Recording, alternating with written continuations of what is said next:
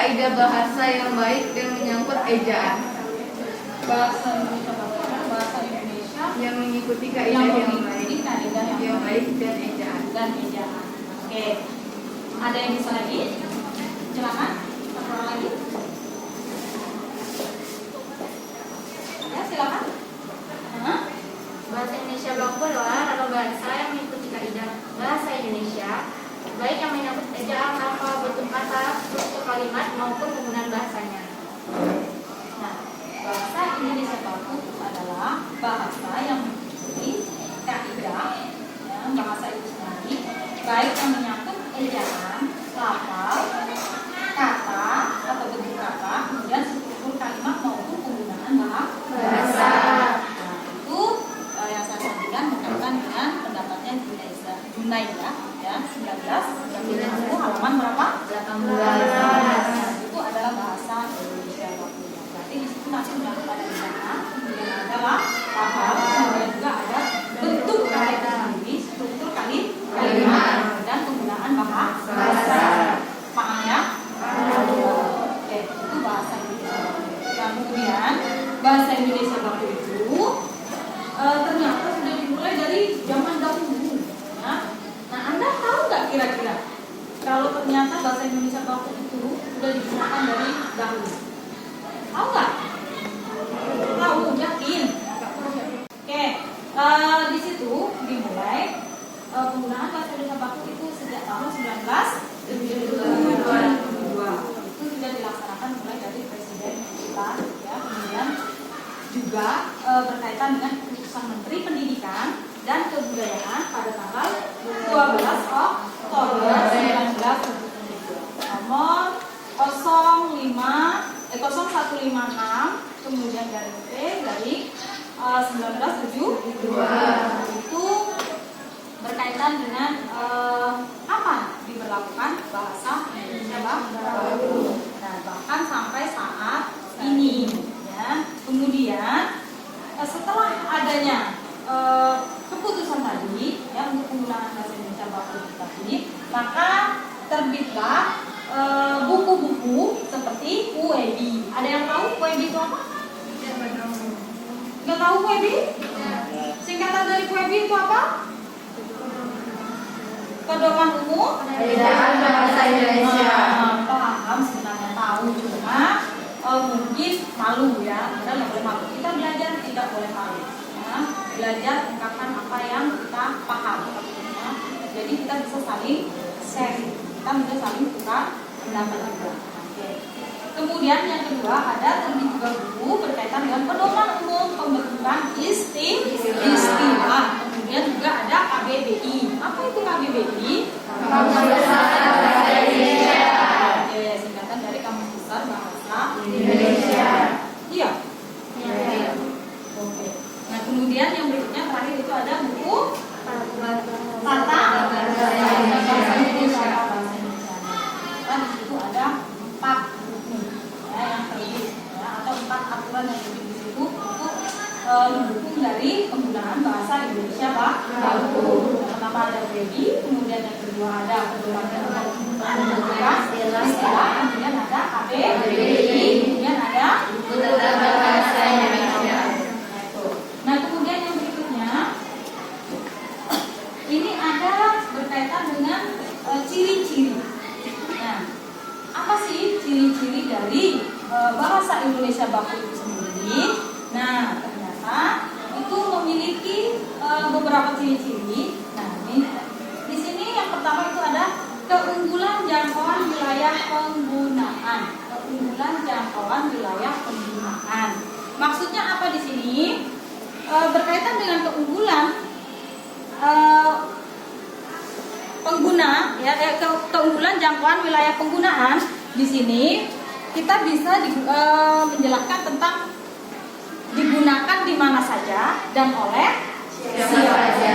Oke, itu bisa digunakan di mana saja dan oleh siapa saja. Kemudian yang berikutnya ada keunggulan waktu penggunaan. Nah, keunggulan waktu penggunaan itu yang bagaimana? Maksudnya di sini, ketika suatu bahasa itu ditentukan ya oleh seseorang di waktu dahulu, ya, itu masih akan tetap bisa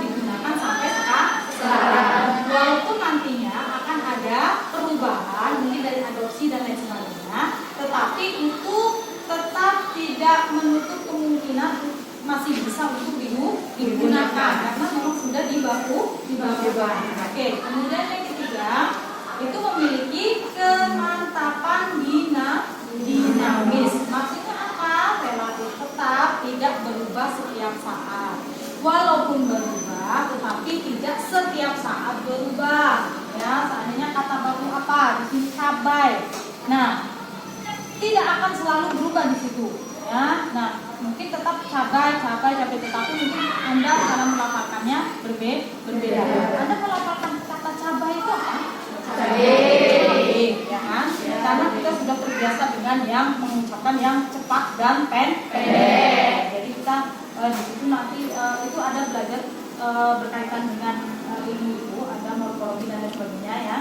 Nah, itu kita menyebutnya cabai itu menjadi cabai, ya, itu lebih mudah kita ungkapkan. Padahal sebenarnya itu salah, tapi bahasa Indonesia tidak masalah selagi di antara kita itu saling mengerti.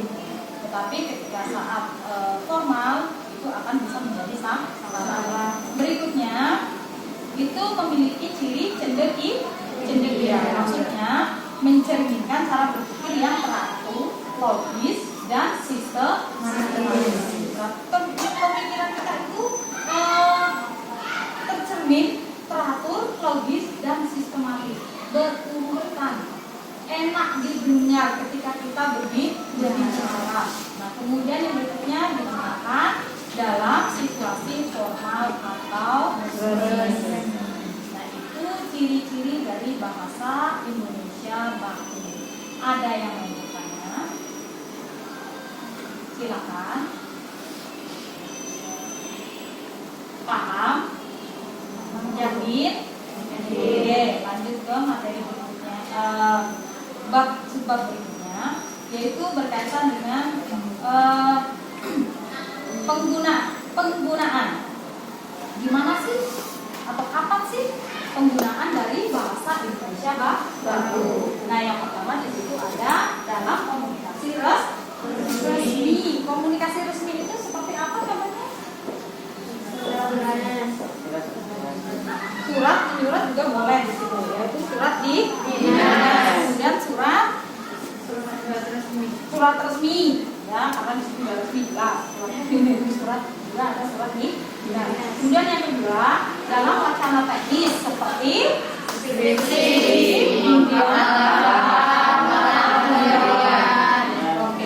nah itu berkaitan dengan wacana teknis. Ada skripsi, kemudian juga ada makalah, ada laporan penelitian. Itu kita menggunakan bahasa Indonesia karena itu sifatnya ilmiah. Nah, kemudian ada pembicaraan di depan umum seperti saat ini kita kuliah. Nah, itu kita menggunakan bahasa Indonesia baku. Jadi belajarlah dari ketika kita tatap muka seperti ini. Kalau tadinya belum terbiasa, kita biasakan lewat pertemuan-pertemuan seperti ini atau tatap muka atau berkuliah. Oke. Kemudian juga ada khotbah. Nah, kemudian ada ceramah. Saya juga ceramah ini. Kemudian yang berikutnya saya panggil itu ada pembicaraan dengan orang yang lebih dihormati. Ya, orang yang lebih dihormati. Nah, orang yang lebih dihormati ini yang seperti apa? Contohnya hubungan antara anak dengan ibu. Kemudian murid dengan guru. Nah, yang pasti ini antara murid dengan guru atau antara dosen dengan mahasiswa. Seperti yang saat ini kita lakukan. Nah, tidak boleh menggunakan bahasa daerah masing-masing dari Anda semuanya. Yang Jawa, seandainya menggunakan bahasa Jawa, kita mau bilang, Bu, mau tanya toh? Nah, itu salah. Ya, kalau cuma logatnya saya maklumi, ya kan? Seandainya, Bu, saya mau tanya, nggak masalah. Ya, yang penting, atau Bu, saya mau bertanya, nggak masalah. Yang penting itu bukan bahasanya atau kalimatnya, tetapi hanya sekedar namanya logam. Masalah. Yang Jawa mentok Jawa, nggak masalah. Yang Medan mentok Medan, silakan, ya, nggak masalah itu. Yang jelas kata yang diucapkan itu bagus, bisa dimengerti oleh semua. Oke, jadi ketika Anda bisa menggunakan kalimat-kalimat atau kata-kata yang bagus itu, Anda kan seorang mahasiswa itu akan semakin kelihatan elegan. Tapi jangan lupa nanti di tempat-tempat yang tidak sesuai dengan kriteria di sini Anda menggunakan bahasa Indonesia yang baku, itu akan menjadi salah karena bahasa Indonesia itu disesuaikan dengan situasi dan kondisi. Jangan salah ya, itu disesuaikan dengan situasi dan kondisi. Itu penggunaan dari bahasa Indonesia itu sendiri. Jangan pula nanti di pasar Anda membeli cabai, ya, atau membeli cabai. Nah, Anda menggunakan bahasa Indonesia yang bakunya atau yang baik dan benarnya. Itu orang akan bisa marah. Karena contohnya menggunakan kalimat yang bakunya. Ibu, saya mau bertanya, berapa harga cabai 1 kilogramnya? Itu orang akan marah. Ya, di pasar tidak seperti itu. Ya, itu salah. Ya. Jadi ketika kita di pasar kita sesuaikan juga apa yang akan kita gunakan bahasanya. Karena di situ kita mau bertanya cabai atau cabai, di pasar kita katakan cabai, ya. Maka kita bertanya cukup berapa cabai? Orang sudah mengatakan 15.000 katanya. Karena apa? Si pembeli dengan si penjual itu sudah saling paham konteksnya, ya. Situasinya sudah paham. Kalau di tempat kami, di tempat saya, itu ketika orang bertanya cabai atau cabai, itu berapa cabai? Orang langsung menjawabnya 15.000. 15.000 itu ternyata seberapa kalau di tempat kami? Seperempat atau 250 gram. Nah, itu di tempat kami. Jadi orang tidak perlu bertanya lama-lama. Cukup berapa cabai? Orang akan menjawabnya 15.000. Ya, berarti seperempat dari 1 kilo itu, ya, itu harganya 15.000 atau 250 gram. Itu 15.000. Nah, mungkin berbeda lagi di tempat lain, ya, harus memang dinyatakan dengan kiloannya. Contohnya, berapa harganya? Berapa habis kilo? Nah, orang akan menjawabnya 25.000 seandainya. Berarti itu hitungan 1 kilogram. Itu akan berbeda-beda setiap tempat. Jadi ketika kita pergi ke daerah orang lain, alangkah lebih jelasnya ketika kita membeli sesuatu itu harus diperjelas. Nah, karena bisa saja berbeda, situasinya akan berbeda, maka bahasa yang akan kita gunakan juga akan menjadi berbeda. Mungkin ketika kita tetap menggunakan konteks di tempat kita, maka kita akan ditertawakan oleh orang setempat, ya, atau orang-orang yang ada di situ, karena bingung, ya kan? Karena tidak sesuai dengan yang mereka harapkan pertanyaannya, kan gitu. Oke. Kemudian ketika Anda di kelas, ya, juga Anda bertanya seperti ada saat sedang di pasar, ya kan? Itu akan berbeda. Ketika Anda di pasar, boleh Anda menggunakan bahasa yang tidak baku, tidak masalah. Tapi ketika Anda menulis surat, kemudian Anda sedang belajar seperti ini, gunakanlah kata yang baku. Nah, jadi akan lebih elegan, apalagi Anda mahasiswa, calon seorang guru. Ya kan? Yakin? Yakin semuanya pengen jadi guru? Yakin. Tidak ada pengen yang jadi, tidak ada yang pengen jadi yang lainnya. Ada? Pengen jadi apa? Nah, kenapa masuknya ke sini? Karena kemarin India kurang. Oh gitu, berarti ditakdirkan menjadi seorang guru. Ya kan? Ya, mudah-mudahan. Nih, oke.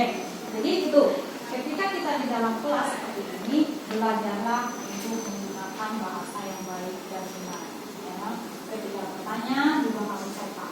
Ya, jangan pula bertanya, Bu, saya Bu, nadanya tinggi pula, ya kan? Itu menunjukkan bahwa kita tidak sopan. Jangan pula karena kalau sopan, saya tidak dengar, ya kan? Nah, jadi Anda harus pandai, ya, pandai menyikapi situasi. Paham ya, yakin? Oke, nah selanjutnya kita pada contoh nih, karena bahasa baku itu bukan hanya saja tulisan, tetapi bentuknya juga lisan. Seperti yang sudah saya sampaikan, contoh kata itu adalah contoh lisan. Kalau dalam tulis surat menyurat itu adalah bentuknya tulisan. Nah, jadi di sini ada lisan, ada tulisannya. Maka di sini ada contoh kata baku dan penggunaannya, pengucapannya di sini. Atlet itu bakunya, ya kan? Tetapi ketika kita mengucapkan itu bukan atlet, tetapi atlet. Tetapi penulisannya tidak boleh pakai i, dia tetap pakai e. Ya, atlet. Nah, kemudian apotik itu tulisan bakunya seperti apa? Apotek. Tetapi kita bacanya tidak apotek, tetapi apotik. Kemudian ada bus, ya. Kita kadang mengatakannya bahkan bukan bus, bukan bis, tetapi bus, ya kan? Nah, tadi lagi tuh, ya kan? Bukan bus, bukan bis, tetapi bus, ya. Nah, ada yang karena saking pintarnya bahasa Inggris, dia mengatakannya bus, ya kan? Nah, padahal mungkin sebagian orang karena tidak tahu bahwa bus itu adalah bis atau bus atau bus. Nah, jadi tulisan bakunya itu apa? Bus. Kita biasanya membacanya dengan kata bis. Oke. Kemudian yang berikutnya itu ada Februari. Februari itu penulisannya menggunakan huruf F atau menggunakan huruf P. Kalau Anda mengatakan juga mengucapkannya Februari. Yakin? Enggak Februari. Februari kan? Nah, Februari jadinya karena sudah terbiasa. Nah, kita sering mengganti huruf P dan F, ya, F begitu menjadi P. Ya, jadi kita tidak bisa membedakannya lagi. Positif, ya kan? Positif itu huruf apa belakangnya? P, ya. Harusnya F. Iya. Positif, negatif, yang mana tuh benernya tuh? Pakai F atau pakai P? Pakai F. Ya, kalau bahasa Inggrisnya pakai P. Di belakangnya tambah E, ya. Jadi itu kadang kita paham, tetapi kita kadang tidak menggunakan. Paham kita bahwa kita mengatakan Februari itu salah, tetapi kita tetap saja menggunakan Februari. Padahal itu sangat salah. Harusnya Februari. Nah, kemudian anugerah. Anugerah itu tulisnya seperti apa? Anugerah. Ya. Tetapi bacanya anugerah enggak?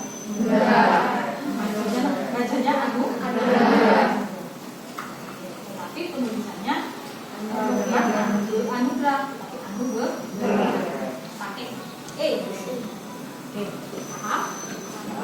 Yakin? Ini paham terus nih. Nanti ketika saya tanya ternyata tidak bisa nih. Harus bisa ya? Ya. Harus bisa. Mahasiswa itu harus cerdas. Tanggap, ya. Tangkas, jeli, teliti. Itu kita dikatakan sebagai mahasiswa. Karena kata maha, ya, itu sudah lebih tinggi. Paham ya? paham dengan posisi Anda saat ini. Oke, berikutnya ini contoh kalimat. Nah, ini ada kalimat, dua kalimat. Nanti Anda pilih mana kira-kira yang benar dan mana kira-kira yang salah. Ya, maksudnya di sini baku atau tidak baku. Oke, coba Anda tuliskan. Jadi nanti bisa sambil berpikir. Yang pertama, kalimat pertama, pengunjung yang membawa telepon genggam harap segera mematikan telepon genggam. Pengunjung yang membawa telepon genggam harap segera mematikan telepon genggam.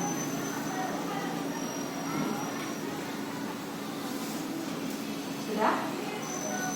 Kalimat yang kedua, pengunjung yang membawa telepon genggam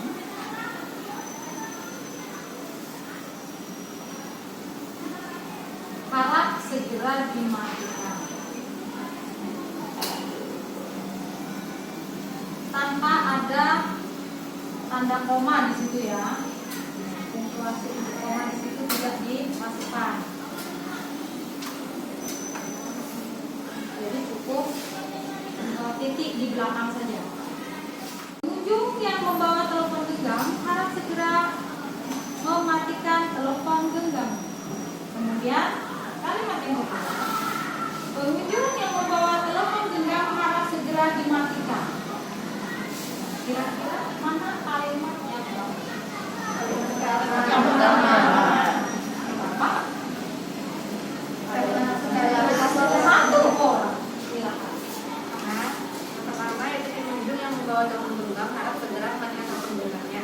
Sedangkan yang kedua, pengunjung yang membawa telepon genggam harap dimatikan. Ini tidak tahu siapa yang dimatikan, benda atau orangnya. Berarti dimakan kan? Ini yang benarnya yang kalimat pertama. Oke, berarti yang kedua mengandung makna kan? Mana yang dimatikan, orangnya atau telepon? Bisa saja ketika kita menggunakan jeda membacanya bisa mungkin telepon genggam yang dimatikan. Tapi ketika kita tidak menggunakan jeda, maka di situ jelas yang dimatikan adalah orangnya. Itu pada kalimat kedua. Nah, kalimat yang pertama itu sudah tepat.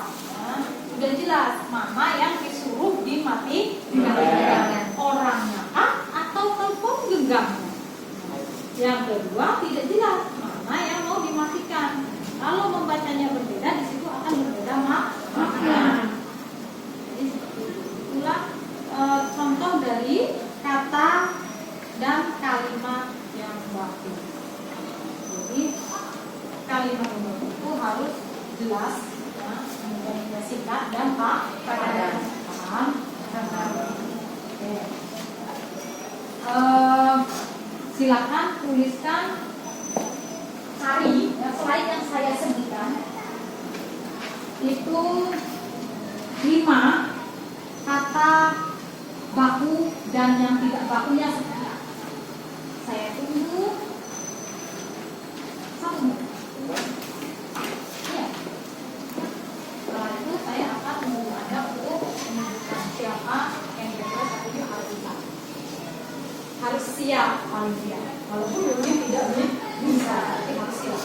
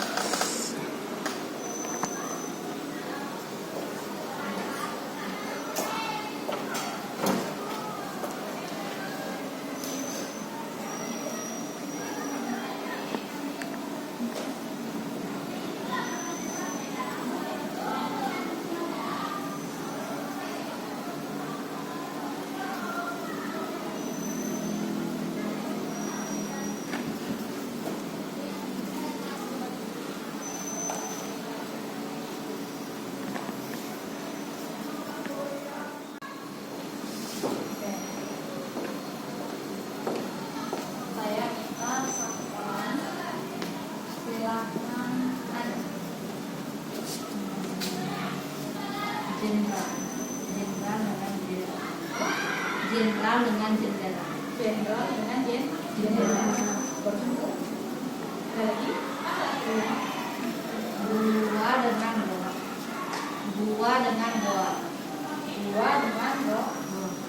Oke, terus Baru dua. oke. Yang lain. Ada bukan dua. Profesional karena disebutkan dengan profesional. Nah, Kemudian paragraf karena disebutkan dengan paragraf. paragraf. Bakunya paragraf. Oke. Nah, apa tadi profesional? Profesional. Disebutnya ya profesional. Oke. Satu lagi. Silakan. Zaman disebutnya zaman. Oke, zaman disebutnya dengan zaman now, zaman sekarang. Padahal itu namanya zaman, bukan zaman tapi zaman. Kira-kira paham ya? Berarti belum keseluruhannya disebut di sini. Ada ternyata ini bahasa Indonesia itu Anda pikir itu mudah, ya. Tapi ternyata bahasa Indonesia itu sangat rumit. Itu. Nah, ternyata Anda tetap harus belajar. Ketika tidak belajar, maka tidak akan pernah berubah. Kan?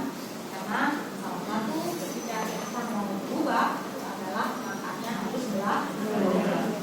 Belajar, dan belajar. Belajar itu tidak akan pernah habis, tidak akan pernah putus sampai nanti kita tua. Jadi jangan harap setelah selesai dari sini, kuliah selesai, Anda tidak akan belajar. Tidak. Anda bekerja, itu juga nanti akan belajar. Paham? Ada pertanyaan? Silakan. Silakan kalau ada pertanyaan.